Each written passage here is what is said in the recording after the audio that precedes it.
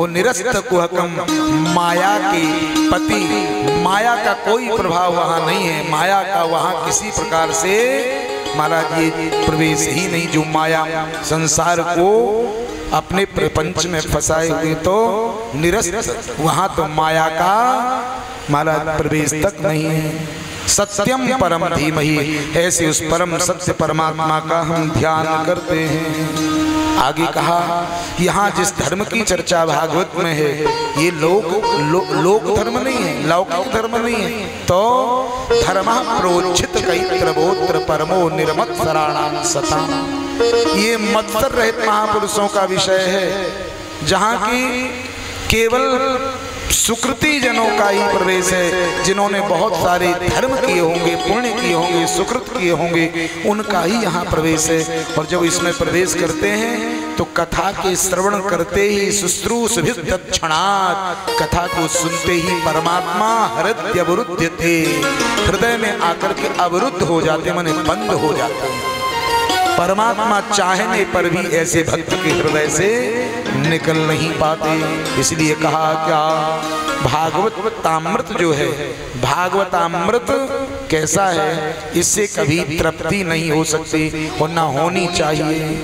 भागवत की कथा को सुन के ऐसा लगने लगे कि तुमने बहुत सुन ली, तो समझ लेना चाहिए कि हमने कथा को जाना ही नहीं।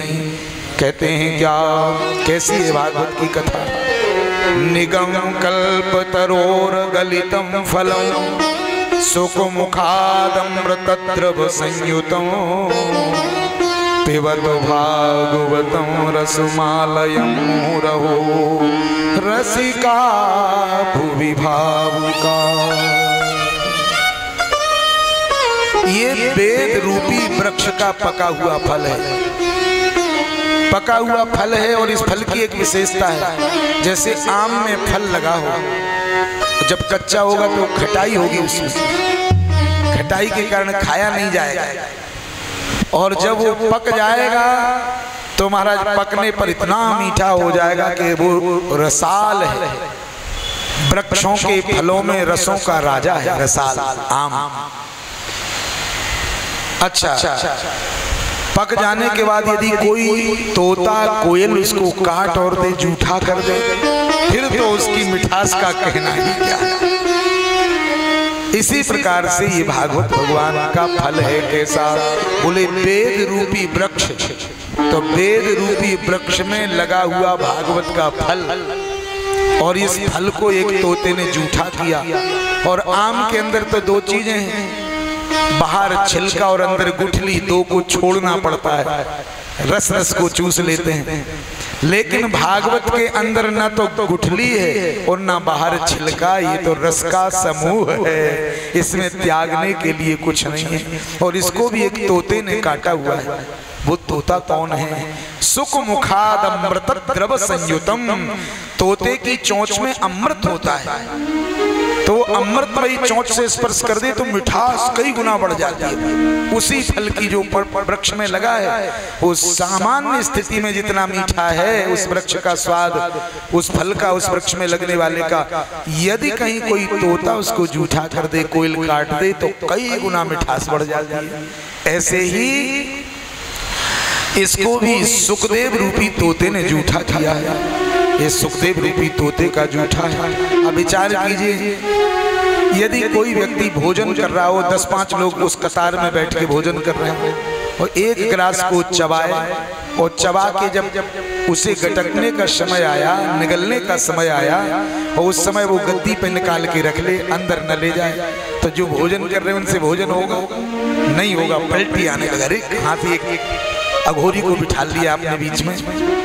लेकिन विचार करो कि कोई आम चूस रहा हो और 10 लोग आसपास बैठे और एक व्यक्ति के पास आम हो, और वो आम के फल को एक बार अंदर ले जाके पूरी गोई नीचे गिरा दे, तो खाने वाले के सामने वाले को, अरे किसने से आम पकड़ा दिया, एक बार में ही गिरा दिया, 2-4 बार तो चूसता।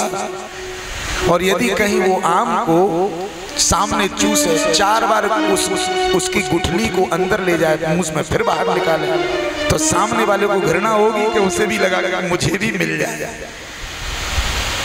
तो ये रसराज का रस प्रभाव है। इसलिए ध्यान रखिएगा, जब सामान्य जगत के एक वृक्ष के फल का ऐसा प्रभाव है कि जिसके दूसरे के खाने पर भी मुंह में पानी आता है, तो ये तो भगवान भागवत रूपी जो वेद का पका हुआ फल सुखदेव रूपी तोते के द्वारा जूठा किया गया है, इसके महत्व की तो कहाँ तक, इसके स्वाद की, इसके दिव्य जो प्रसाद स्वरूप कृपा स्वरूप इसमें से प्राप्त होने वाला फल है, उसका कहाँ तक वर्णन किया जाए। इसलिए ध्यान रखिए, क्या पीते रहिए इस रस को, पीते रहिए, मुँह रहो, बार बार पियो, पीते रहो, इससे छको मत। लेकिन ये ध्यान रखो कि भागवत का ही रस पी रहे हैं।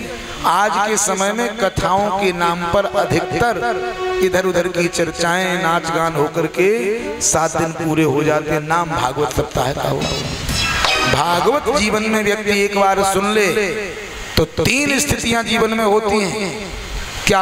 हृदय में पीर, नैनों में नीर और मन में धीर उत्पन्न हो जाता है। अगर कथा सुन ली तो ये होगा, और यदि ऐसा नहीं हुआ तो या तो वक्ता कथा कहने वाला नहीं था या श्रोता ने उस पर ध्यान नहीं दिया।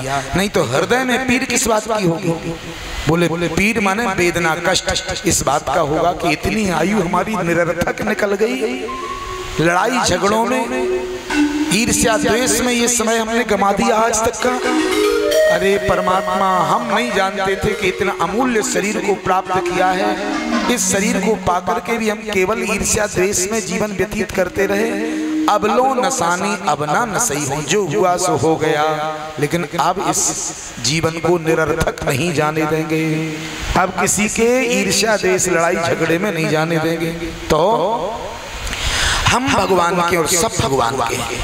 जब सब भगवान के हैं तो परमात्मा से चिंतन करके सब जीवों की खैर मांगेंगे। परमात्मा सबको कबीरा खड़ा बाजार में और सबकी मांगत खैर, ना काहू से दोस्ती और ना काहू से बैर।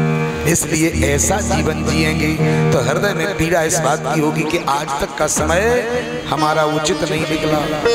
नैनों में नीर इसलिए आएगा कि मेरे प्रभु इतने दयालु हैं, इतने कृपालु हैं कि यदि हम उनके हैं और हृदय से कह दें कि प्रभु हैं तो हैं, लेकिन कह दें कि प्रभु हम तो आपके हैं, तो भगवान अपना वरद हस्त हमारे ऊपर रख देते हैं। फिर हमारा कोई कुछ बिगाड़ नहीं सकता।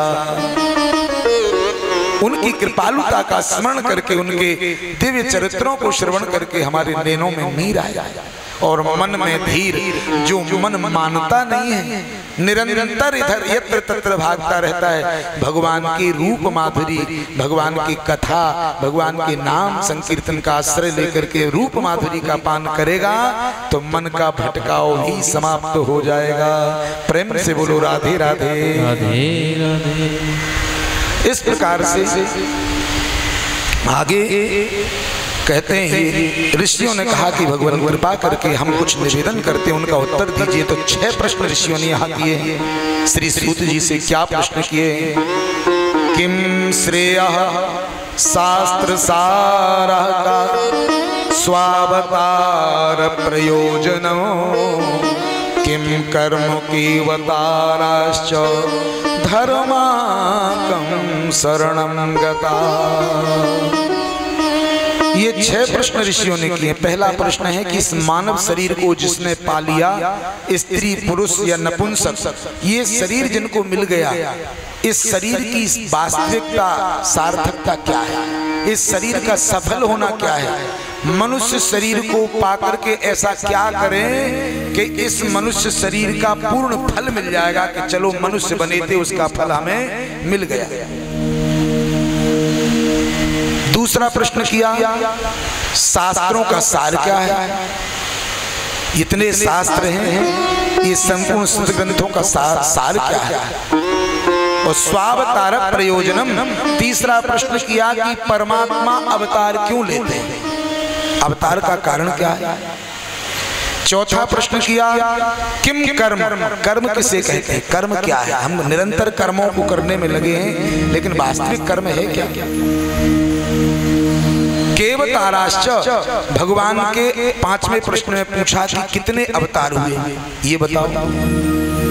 और छठा प्रश्न है कि धर्मः कम शरणं गताः। जब भगवान श्री कृष्ण अपने स्वरूप को अंतरित करके 125 वर्ष तक भगवान इस भारत भूमि पर अपनी लीला को करते रहे, फिर लीला का संवरण कर लिया, भगवान ने अपने स्वरूप को अंतर्हित कर लिया, छुपा लिया, तो फिर इस धर्म किसकी शरण में गया? ये 6 प्रश्न किए। तो श्री सूत जी महाराज उत्तर दे रहे हैं, लघु उत्तर तुरंत दिए हैं और इन 6 प्रश्नों के ही उत्तर में पूरी भागवत कही है, लेकिन जो शीघ्र उत्तर दिए लघु उत्तर हम आपको सुनाते हैं। पहला जो प्रश्न है, किम श्रेयः, इस मानव जीवन की सफलता काय में है? जैसे किसी के पास ट्रैक्टर हो तो ट्रैक्टर का फल क्या है कि उसकी खेती विधिवत समय पर उचित स्थिति में हो जाए, तो ट्रैक्टर का रखना ठीक है। और कार्तिक का महीना आ रहा है, अब विचार कर रहा है कि मूंगफली बो दें, आषाढ़ निकल गया, श्रावण निकल गया, भादो निकल गया, तो फिर वो घर में मशीनरी रखे तो उसका कोई औचित्य नहीं। यदि घर में 4 पहिए की गाड़ी कार है तो कार की सार्थकता ये है कि हमें किसी भी मौसम में, बरसात के मौसम में, गर्मी के मौसम में, सर्दी के मौसम में एयर कंडीशन कार है तो वो उस हमें लेकर के जहाँ जाना आना है वहाँ उस उपयोग में आवे। अब कार तो घर में है लेकिन वो पंचर रखी है, कभी उपयोग उसका करते ही नहीं है, तो कार के होने का क्या लाभ? तो मानव शरीर तो है, लेकिन मानव शरीर की सफलता क्या है? बोले मानव शरीर की सफलता है अंते नारायण स्मृति ही। ये लघु उत्तर है। क्या? हाँ, कहते हैं अंते नारायण स्मृति, अंतिम समय में परमात्मा का स्मरण बना रहे, मरते मरते भगवान का स्मरण होता रहे। सबई पुंसाम परो धर्मो यतो भक्ति रधोक्षजे। ऐसी भक्ति हृदय में आ जाए कि जिसमें कोई हेतु ना हो, ये मानव जीवन की सफलता है। क्या कहते हैं? सबई पुंसाम परो धर्मो यतो भक्ति रधोक्षजे अहेतुक्य प्रतिहता ययात्मा संप्रसीदति। हमारे मानव देह से ऐसी भक्ति हो कि परमात्मा हमसे प्रसन्न हो जाए। अच्छा बोले, ऐसा करने से ही अंत में भगवान के नाम का स्मरण होगा, भगवान का चिंतन होगा। तो किसी सज्जन ने कहा कि ये तो छोटी सी बात है, जब हम दिन भर में कई लोगों से जय राम जी की करते हैं तो मरते मरते भगवान के नाम को लेने में क्या दिक्कत है? तो कहा कि ये लगता है, लेकिन जब अंत समय आता है तो क्या? बोले आंख में तनेगा जाला, लाठी से पड़ेगा पाला, वृद्धावस्था आनी में बैठे बैठे करते रहोगे मलमूत्र त्याग, ओ पड़े पड़े थूकते रहोगे भीख दानी में। साधन क्या करोगे जब शक्ति रहेगी ना, और राम नाम भूलने की तेरी बद्धवाणी में। इसलिए बोले जप जोग योग कर, भोग से वियोग कर, और राम को मत भूल मत वाले जवानी में। क्या अंत समय जब आएगा तो गोस्वामी जी भी लिखते हैं, क्या कोटि जन्म मुनि यतन कराई, कोटि जन्म मुनि यतन कराई, कोटि जन्म मुनि यतन कराई, कोटि जन्म मुनि यतन कराई। अंत राम कहे आवत नाही, अंत राम कहे आवत नाही।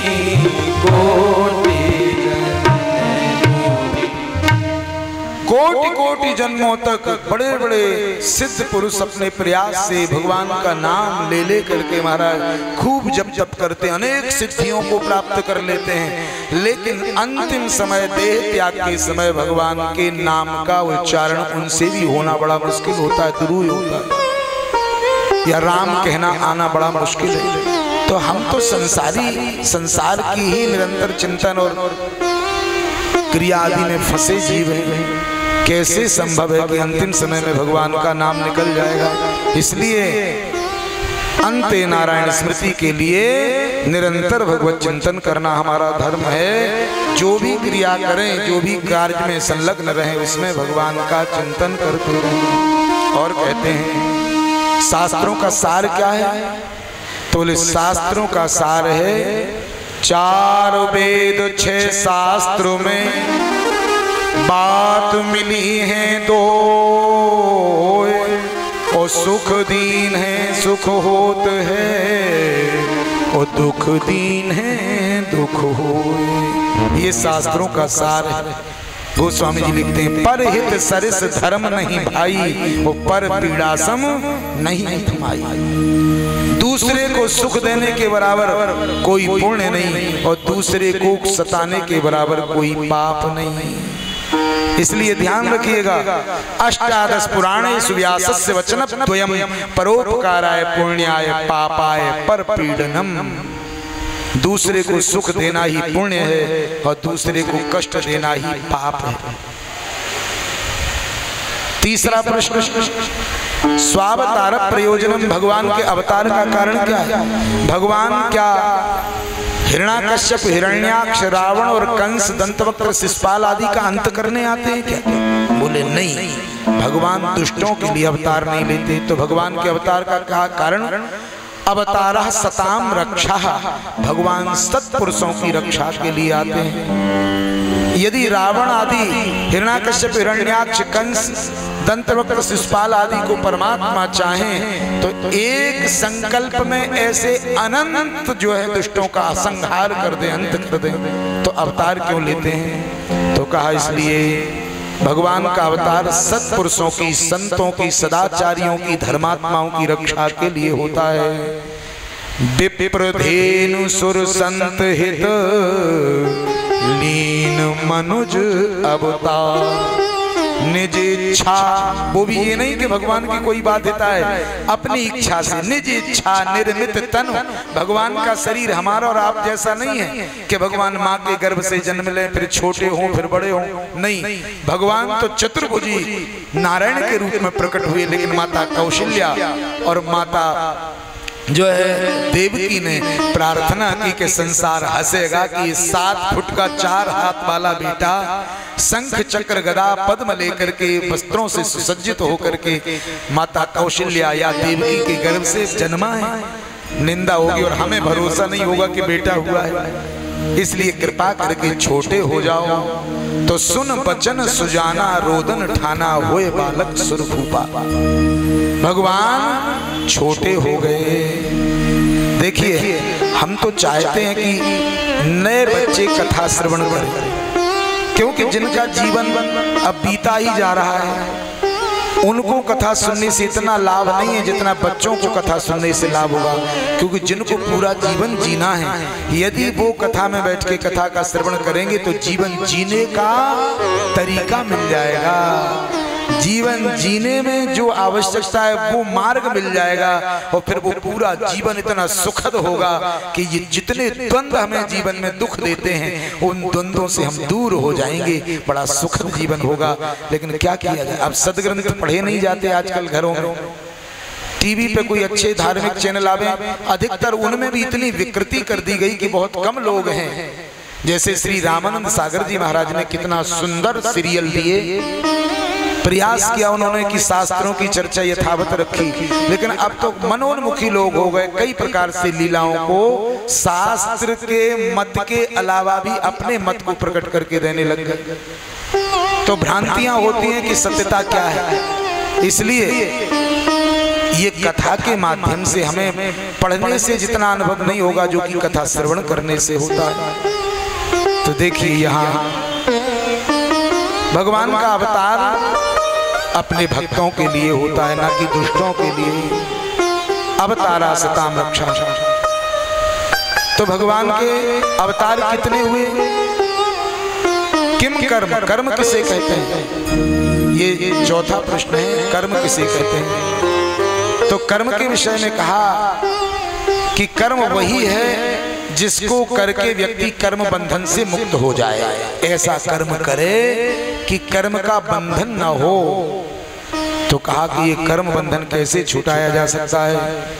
तो कहा है, भगवान स्वयं कहते हैं कि यत् करोसि यदस्नासि यज्जुहोसि ददासि ओ यत् तपस्यसि कौन्तेय तत्कुरुष्व मदर्पणम्।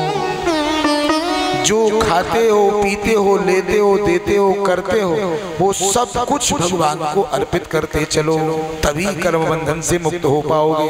नहीं तो एक कर्म के प्रायश्चित के लिए दूसरा कर्म करोगे तो मल की छूट मलई के धोए, घृत की पाव कोई बारी भिलोए। यदि कोई चाहे, कोई मैया मथानी में पानी भर के दिन भर रही चलावे तो घी मिलेगा क्या? नहीं मिल सकता। पानी में से घी कहाँ निकलेगा? इसी प्रकार कर्म को करके कर्मणा कर्म निराहारा, कर्म के निराहार को नहीं किया जा सकता। तो जो भी कर्म हुआ है उसे भगवान को सौंप दीजिएगा, कर्मांत हो जाएगा। यही कर्म आपको कर्म का फल देगा, माने कर्म मुक्त कर देगा। आगे कहा भगवान के अवतार कितने हुए? तो श्री सूत जी ने कहा कि गुरुजी से सुना है कि अवतारा अनंतया, भगवान के अवतार तो अनंत हैं, लेकिन मुख्यतः भगवान के 24 अवतार हुए हैं। इन 24 अवतारों के नाम के श्रवण मात्र से जी पाप मुक्त हो जाता है। तो ये अवतार कौन कौन से, कृपा करके कहिए। तो कहते हैं कि भगवान के 24 अवतारों में पहला अवतार है सनकादि अवतार। 4 रूपों में भगवान प्रकट हुए, सनक, सनंदन, सनातन और सनत कुमार। ये सनकादि अवतार भगवान का पहला, मानव सृष्टि में पहला साकार अवतार है, सनकादि अवतार। दूसरा अवतार भगवान का कहते हैं, दूसरा अवतार है नारद अवतार, नारद के रूप में भगवान प्रकट हुए। तीसरा अवतार भगवान का बाराह, भगवान सूकर बन के पृथ्वी का उद्धार करने के लिए आए, ये भगवान का तीसरा अवतार है। चौथा अवतार भगवान का कहते हैं, चौथा अवतार है नर नारायण अवतार, जो उत्तराखंड में भगवान नर नारायण पर्वत के रूप में आज बद्रीनाथ नारायण और अलकनंदा के इस तरफ नर दोनों आज विराजमान है। ये चौथा अवतार है। पांचवा अवतार भगवान का कपिलावतार है, कपिल के रूप में भगवान सांख्य शास्त्र का प्रवर्तन करने के लिए प्रकट हुए। छठा अवतार भगवान का कहते हैं दत्तात्रेय अवतार है। सातवां अवतार यज्ञावतार भगवान का, यज्ञ के रूप में भगवान प्रकट हुए। 12 संतानें उनसे प्रकट हुई। कहते हैं 8वां अवतार ऋषभ देव अवतार है भगवान का, ऋषभ देव के रूप में जैन धर्म जिनसे आरंभ हुआ। ये जैन धर्म सनातन धर्म का ही एक अंग है। ऋषभ देव के रूप में भगवान प्रकट हुए और दिगंबर होकर के भगवान भ्रमण किए, इसलिए इस कारण से ये जैन धर्म आरंभ हुआ। 9वां अवतार भगवान का पृथु अवतार, भगवान ने पृथु और अर्ची के रूप में मृत शरीर के मंथन से परमात्मा को प्रकट किया ऋषियों ने। ये भगवान का 9वां अवतार पृथु अवतार। 10वीं बार भगवान मत्स्यावतार लेकर के मछली बन करके आए। बताइए, देखिए जल जंतुओं में भी भगवान का मत्स्यावतार। 11वां अवतार भगवान का कहते हैं कच्छपावतार हुआ, भगवान कछुआ बन के समुद्र मंथन के समय मंदराचल को साधने के लिए प्रकट हुए, तो कछुआ बने भगवान। 13वां अवतार भगवान का कहते हैं 11वां अवतार भगवान का ये कच्छपा अवतार। 12वां अवतार भगवान का धन्वंतरी अवतार। 12वां भगवान का अवतार जो है वो धन्वंतरी, अमृत का कलश लेकर के समुद्र मंथन से प्रकट हुए। 13वीं बार भगवान ने उस अमृत को पिलाने के लिए जो अवतार धारण किया वो भगवान सुंदर युवती बन के आए, माताओं को ऐसा न लगे कि केवल भगवान पुरुष ही रहते हैं, तो भगवान मोहिनी बन करके आ गए। ये भगवान का 13वां अवतार हुआ। चतुर्दशकम वामनकम, 14वीं बार भगवान ने 14वां अवतार जो लिया वो वामन के रूप में भगवान आए, और 15वीं बार भगवान का अवतार नृसिंह के रूप में हुआ प्रहलाद की रक्षा के लिए। तो भगवान नृसिंह अवतार लेकर के 15वें अवतार में आए। 16वां अवतार भगवान का व्यास के रूप में हुआ, जिन्होंने वेद का विभाजन किया और 17 पुराणों की रचना की, 1 लाख श्लोकों का महाभारत ग्रंथ बनाया, और देवर्षि नारद की प्रेरणा से 4 श्लोकों के चतुश्लोकी भागवत को 18,000 श्लोकों में श्रीमद् भागवत महापुराण की रचना की। कहते हैं 17वां अवतार व्यास अवतार, 18वां अवतार भगवान का हुआ, वो भगवान का 18वां अवतार जो हुआ वो रामावतार हुआ। अब भगवान का 16वां अवतार हमने आप शायद नहीं कहा, 16वां अवतार भगवान का परशुराम अवतार, 15वां नृसिंह, 16वां परशुराम और 17वां व्यास और 18वां रामावतार। मर्यादा पुरुषोत्तम पूर्ण ब्रह्म परमात्मा रघुकुल में रामावतार लेकर के सूर्य कुल में आए। 19वां अवतार भगवान का बलराम जी के रूप में, साक्षात अनंत ही बलराम होकर के आए। 19वां अवतार भगवान का बलराम अवतार। 20वां अवतार भगवान ने पूर्ण ब्रह्म 16 कला युक्त श्री कृष्ण के रूप में यदुवंश में लिया। चंद्रवंश में भगवान का पूर्ण श्री कृष्ण के रूप में अवतार।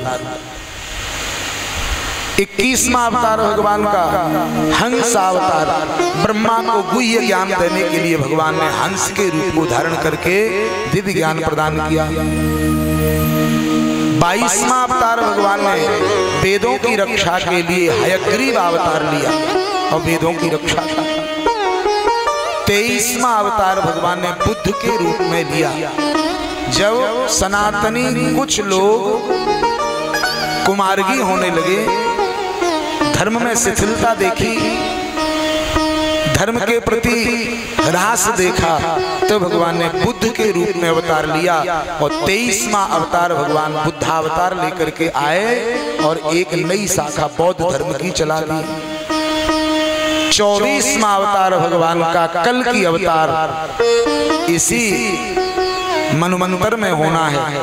कहते हैं इस कलयुग के जब 800 वर्ष शेष रह जाएंगे, इस कलयुग की आयु है 4,32,000 वर्ष की आयु है, जिसमें से यदि 5,100 लगभग 40 वर्ष के आसपास पूर्ण होने जा रहे हैं। और जब ये पूर्णतः अभी तो पूरा शेष है, बाल्यकाल है कलयुग का, जब 800 वर्ष शेष रहेंगे तब भगवान संभल नाम के ग्राम में एक ब्राह्मण कुल होगा, विष्णु यश नाम का कोई ब्राह्मण उस कुल में जन्म लेगा।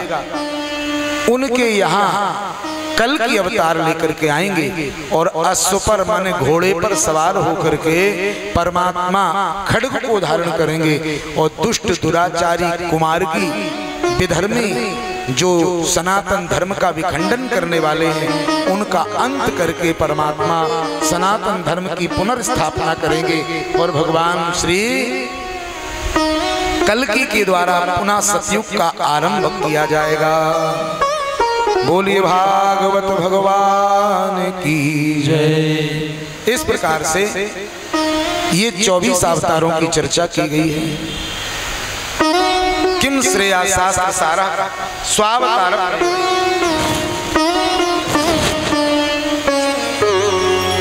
किम कर्म केवताराश्च। अब 6वां प्रश्न है कि धर्मा कम शरणं गतः, धर्म ने किसकी शरण ली? तो कहा है कि धर्म जो है जब परमात्मा इस धरा का त्याग करके अपने स्वरूप को अंतरित कर लिए तो भगवान भागवत की शरण धर्म ने ली है। ये 6 प्रश्नों के लघु उत्तर दिए हैं, इन्हीं का विस्तार आगे किया है, लेकिन पुनः 2 प्रश्न कर दिए ऋषियों ने। क्या निवेदन किया है? बोले कस्मिन् युगे प्रवृत्तेयं स्थाने वा केन हेतुना कुतः संचितो संचोदितः कृतवान् संहितां मुनिः। हे भगवान, किसकी प्रेरणा से किस समय व्यास जी महाराज ने भागवत की रचना की? एक तो ये प्रश्न है। दूसरा प्रश्न ये है कि हमने सुना है कि सुखदेव जी तो जन्म लेते ही नरा लपेट के कमर से और जंगल को चले गए थे। फिर उन्होंने भागवत का अध्ययन व्यास जी से कब किया? और महाराज परीक्षित, वो तो पृथ्वी के बहुत बड़े सम्राट थे, राजा थे, तो वो गंगा की रेती में क्यों जाके बैठे? और वहां सुखदेव जी जो सा गोदोहन मात्रम ही ग्रहे सुग्रह मेधिनाम, एक गऊ के दूध को निकालने में जितना समय लगता है, केवल इतने समय के लिए ही मात्र कभी जंगल से निकल के किसी नगर ग्राम में जाते तो एक गृहस्थ के दरवाजे पे केवल इतने समय तक मौन होके खड़े रहते थे जितने समय पर एक गाय के दूध को दोहन किया जाता है। और यदि इतने समय में सुखदेव जी नंग पड़ंग 16 वर्ष जैसी अवस्था, किसी ने कुछ ला के दे दिया भिक्षा में तो ले लिया बिना मांगे, और नहीं दिया तो एक गऊ के दोहन के समय के बाद दूसरे दरवाजे पे से 5 दरवाजे पे जाते, वो महीनों में कभी एक आध बार, और यदि कुछ मिला तो लिया, और ऐसे बिना मांगे किसी ने कुछ नहीं दिया तो बस 5 दरवाजे के बाद पुनः जंगल में लौट जाता। ऐसे सुखदेव जी राजा परीक्षित को 7 दिन तक कथा सुनाने एक स्थान पर बैठे रहे, ये भी बड़ा आश्चर्य। तो कृपा करके इन प्रश्नों का समाधान कीजिए। तो श्री सूत जी महाराज सौनक आदि ऋषियों को धन्यवाद देते हुए कहने लगे, धन्य है आपके जिज्ञासा, जो उत्तरोत्तर कथा सुनने में प्रीति बढ़ रही है। तो सुनिए भागवत की रचना कब हुई? कहते हैं द्वापरे समनुप्राप्ते तृतीय युग पर्यये जातः पराशराद्योगी वासव्याम कलया हरे। तीसरी बार द्वापर युग आया, अथवा तीसरा जो युग द्वापर है उसमें द्वापरे समनुप्राप्ते तृतीय युग पर्यये, तीसरी बार के द्वापर में, इस समय इस मनवंतर का 28वां कलयुग चल रहा है। तो 28 सतयुग, 28 त्रेता और 28 द्वापर निकल चुके। तो जब तीसरी बार आया था त्रेता द्वापर, तीसरी बार द्वापरे समनुप्राप्ते तृतीय युग पर्यये, तीसरी बार द्वापर युग के आने पर व्यास जी महाराज ने भागवत की रचना की थी देवऋषि नारद की प्रेरणा से। क्या बोले हमें, क्या हुआ? एक समय की बात, वेद व्यास जी महाराज ने 17 पुराणों की रचना कर दी। महाभारत 1 लाख श्लोकों का ग्रंथ रच डाला। वेद के 1 लाख ऋचाएं जिस वेद में थी उसके 4 विभाग कर दिए, ऋग्वेद, यजुर्वेद, सामवेद और अथर्ववेद। फिर भी मन में शांति नहीं। तो व्यास जी सम्या प्राशास्त्रम में, उत्तराखंड बद्री नारायण में माना गांव जहां है, व्यास जो है व्यास आश्रम आज वहां है, आप जाके देखिए। भगवत कृपा से हमारी पिछली वर्ष कथा थी और भी एक बार हम पहले जा चुके हैं, अब तीसरी बार कथा के लिए वहां जा रहे हैं। तो बद्रीनाथ धाम में भागवत की कथा है 18 सितंबर से 24 सितंबर तक। 16 सितंबर को यहाँ से हमारा जाने का उत्कल से रिजर्वेशन। तो वहाँ व्यास जी की जो व्यास आश्रम है, गणेश गुफा है, भीम पुल है, सरस्वती के उद्गम को एक शिला से ही पूरी सरस्वती को पाट दिया। और विचार कीजिए वहां का क्या मनोरम दृश्य है। भू वैकुंठ है, पृथ्वी का वैकुंठ है। अगर मानव देह पाया है तो एक बार उत्तराखंड की यात्रा अवश्य करनी चाहिए। और हम तो कहेंगे कि हमारे जो कार्यक्रम में आप साथ चलिए, यजमान बन के चलिए। घर में एक नवचंडी का खर्च उससे अधिक हो जाएगा, उससे भी कम में आप वहाँ यजमान बन के चल सकते हैं। जिनका मन हो तो अभी हमसे संपर्क कर सकते हैं, कुछ जगह अभी भी शेष हैं चलने के लिए, तो विचार कर लेना। और वहाँ का मनोरम दृश्य एक बार अपनी आंखों से चल के देखिए कि क्या दिव्यता है। साक्षात वहाँ से पांडवों ने स्वर्ग को प्रस्थान किया, स्वर्गारोहण, स्वर्ग का मार्ग। हजारों हाथ नीचे अलकनंदा, हजारों हाथ नीचे पहाड़, उन पे बर्फ है। वहां माता सरस्वती के उद्गम को देखिए। और व्यास जी ने उनसे कहा कि तुम बहुत ध्वनि करती हो, बहुत आवाज करती हो, लिखने में व्यवधान होता है, भूगत हो जाओ। तो विशाल पर्वतों को फाड़ करके गड़गड़ाहट किलोमीटरों तक जिसकी हो रही है, वो माता सरस्वती व्यास जी के कहने से वही विलीन हो गई। वहां से 1-8 किलोमीटर आगे तक आई और व्यास जी के आश्रम के नीचे पता ही नहीं है कि भूगत हो गई, कहाँ चली गई। सामान्य भूमि पर सरस्वती अपने आप को समाप्त, वहां तक आई, वही विलीन। फिर जाकर के तीर्थराज प्रयाग में संगम में उनका दर्शन होता है, बीच में कहीं कोई दर्शन है ही नहीं। और अलकनंदा ऐसी कि एक डुबकी लगा के 1 मिनट रुकना चाहो तो रुक नहीं सकते, नहीं जकड़ जाओगे, इतना बर्फीला पानी। और किनारे पे तप्त कुंड है, उनमें हाथ डालो तो लगता है कि जल जाएंगे, और कूद जाओ तो पड़े रहो। हम तो खूब स्नान करते हैं हर बार, रोजाना वही। जिनकी इच्छा हो मन बनाए चले। तो महाराज वहां व्यास जी का आश्रम है। व्यास जी उस आश्रम में बैठ करके विचार कर रहे हैं कि मेरे मन में शांति क्यों नहीं है, उद्विग्नता है, उच्चाटन है, मैं निराल अशांत हूं, कारण क्या है। इतने ग्रंथ रच डाले, तब तक तो एक ध्वनि सुनाई दी, क्या, श्रीमन्नारायण श्रीमन्नारायण श्रीमन्नारायण नारायण नारायण श्रीमन्नारायण श्रीमन्नारायण नारायण नारायण लक्ष्मी नारायण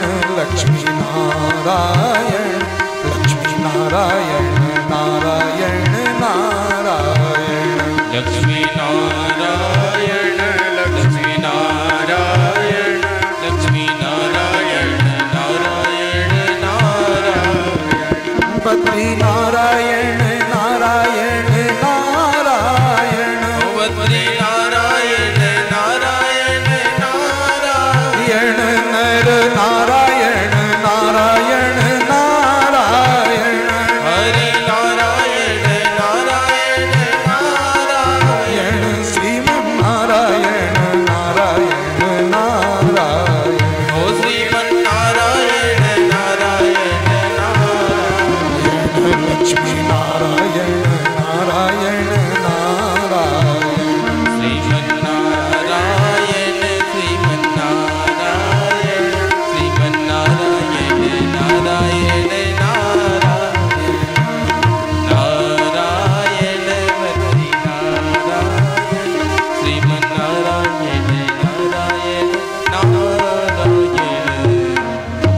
प्रकार से महाराज जैसे ही ध्वनि को सुना, वेद व्यास जी निकल करके आश्रम के दरवाजे पर आए हैं और द्वार पर देखा देवर्षि नारद का दर्शन हुआ है। अर्घपाद्य से पूजन किया, लेकर के गए, आसन पर बिठाया और अपने भाव व्यक्त किए, निवेदन किया कि मैंने इतना कुछ लिखा, इसके बाद भी मन शांति नहीं है।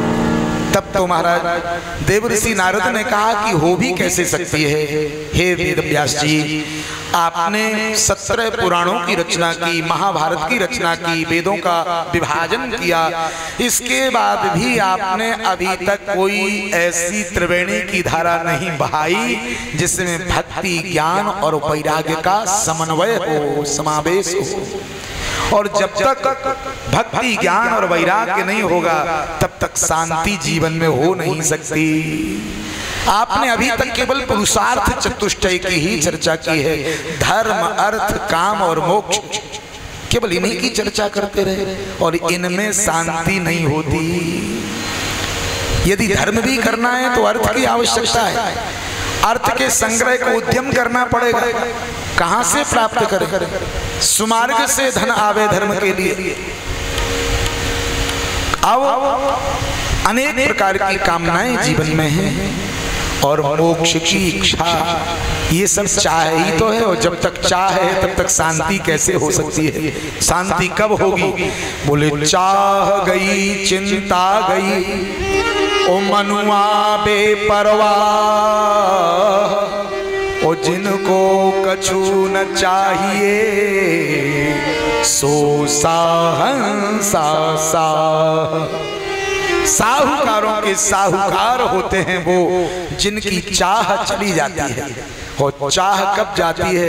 बोले जो परमात्मा को चाहने लगता है उसके जीवन में फिर संसार की चाह नहीं रहती। धर्म अर्थ काम मोक्ष। देखिए भगवान श्री कृष्ण अर्जुन को पहले कहते हैं कि श्रेयान् स्वधर्मो विगुणः परधर्मात् स्वनिष्ठितात् स्वधर्मे निधनम श्रेयः परधर्मो भयावह। अर्जुन अपने धर्म के लिए यदि प्राणों को त्यागना भी पड़े तो प्राणों की बाजी लगा करके धर्म की रक्षा करनी चाहिए, दूसरे के धर्म को नहीं अपनाना चाहिए। और जब अर्जुन को पूर्णता पढ़ा चुके, अर्जुन को सारा का सारा ज्ञान दे दिया, तो फिर कहते हैं कि हे अर्जुन अब सर्वधर्मान परित्यज्य मामेकं शरणं व्रज अहं त्वा सर्व पापेभ्यो मोक्षयिष्यामि मा शुच। अर्जुन अब सोच मत कर, तुझे सब ज्ञान हो गया, किसी धर्म के पालन की आवश्यकता नहीं, अब केवल मेरी शरण में आ जा। तो जो भगवान की शरण में पहुंचता है वहां कोई चाह नहीं रहती, कोई कामना नहीं रहती। कैसे गोस्वामी जी लिखते हैं, सुखी